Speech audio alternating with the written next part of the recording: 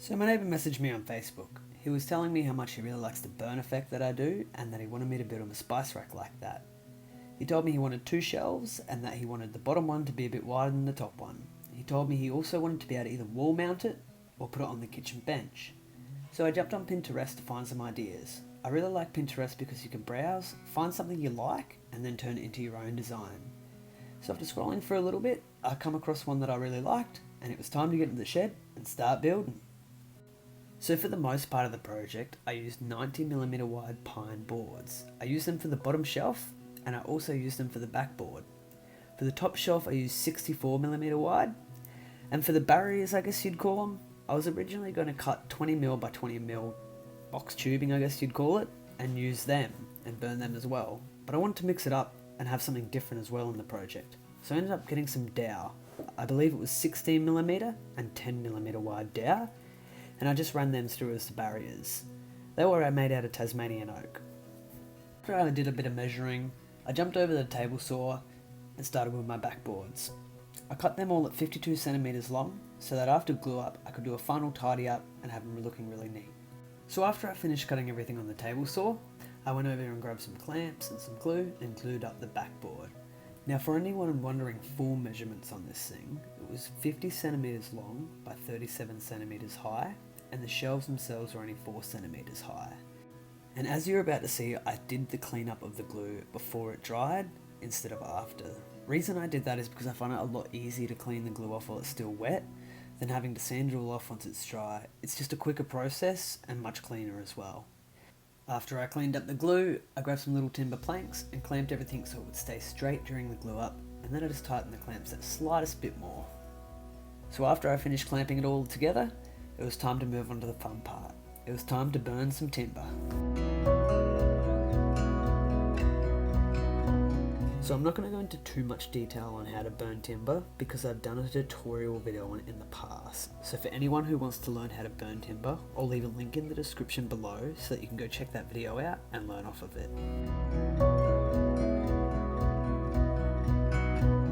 After I burnt the racks themselves, I took the backboard out of the clamps and I tidied up each end on the table saw. After that, I gave it a quick light sanding just so it was all smooth and ready for burn.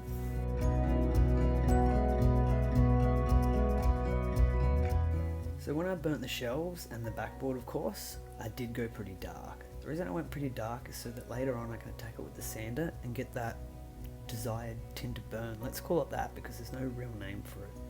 But yes, I did burn it pretty dark. But as I said, I'll leave a description in the comments below so that anyone who wants to learn can watch that video and learn how to burn wood.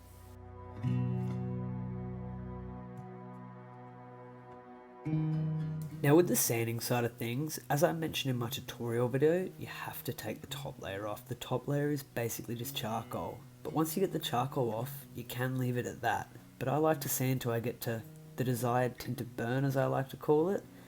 But I do think it's up to each and every individual to decide what they like it to look like when it's finished. But this is what I like it to look like when it's finished.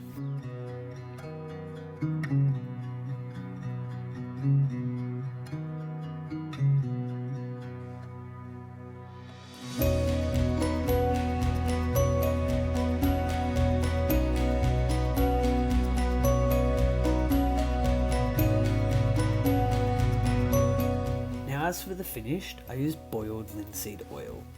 I mixed it just over 50-50 with mineral spirits, but you can use anything to finish your project with. You know, you can use varnish, any other sort of oil you like, paint if you really want. I don't really like paint personally because it takes away the timber look, but you can use whatever finish you like. Now I did 3 coats of this. In between each coat, I wiped it all off just to make sure there was no excess oil, and I let it dry for about 15 to 25 minutes and continued on with the next coat. And on the final coat, I let it dry for about 4 hours before I moved it around, touched it, or took the video of the finished product.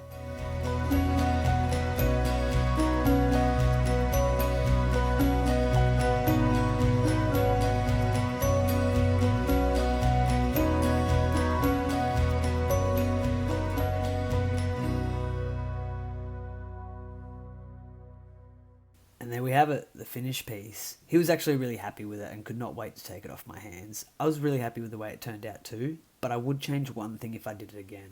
I would have drilled the dowels through so that they poked out, and I would have sanded them flush with the sides.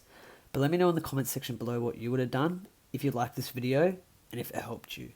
But remember guys, thanks for watching, and follow for more.